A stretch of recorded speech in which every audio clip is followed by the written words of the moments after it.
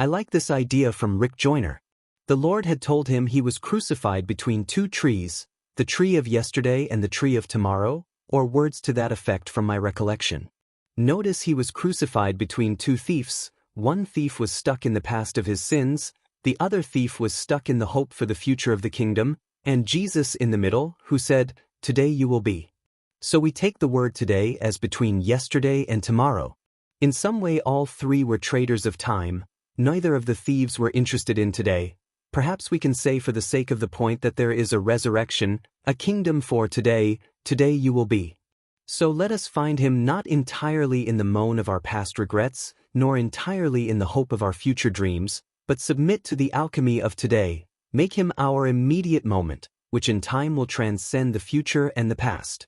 Old seeds of the past, hollowed seeds of the future, but willing seeds of today, and today's seeds are the best seeds.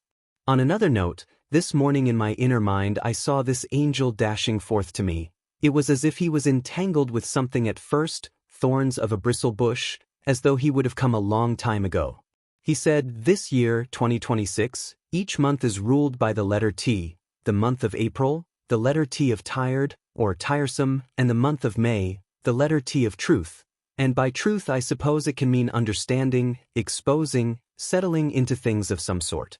I don't know what the other months are. Here's something else again. I was washing the dishes yesterday and felt for a moment that my circumstances were stuck, as though something was clamping down, inducing a clamping or holding of my life's circumstances in some setting. For a faint moment I perceived that this clamping came from other people's minds. Their minds induced it. I began to understand this from the wise properties of the story of Joseph from the Bible. This young man, seemingly with all welcoming aspects, towered over his brothers, telling them his dream, only to be almost murdered, thrown into a dungeon, sold as a slave, thrown again into a dungeon, and then raised to astonishing height, and perhaps vindication.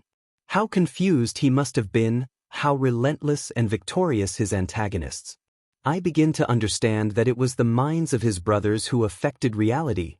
Their wishes affected the creative field in reality. It was the pride in Joseph's mind of himself, which was the access point for the workings of the powers of the brothers, the pride which was the barrier to the helping hand of God. The thing about sharing pride towards others, that is taking them in on our trading, so when we take them in, they have access. Meanwhile they also got access when Joseph opened his secret places, the dream, and when others are given access to the secret places, then they can do with us what they will. So the first aspect of the fall of Joseph was the aspect of his pride, which traded outwardly, and the second aspect of his continual fall was his inferiority, because he started doubting himself, diminishing inward, and our insecurity and pride are two sides of the same coin.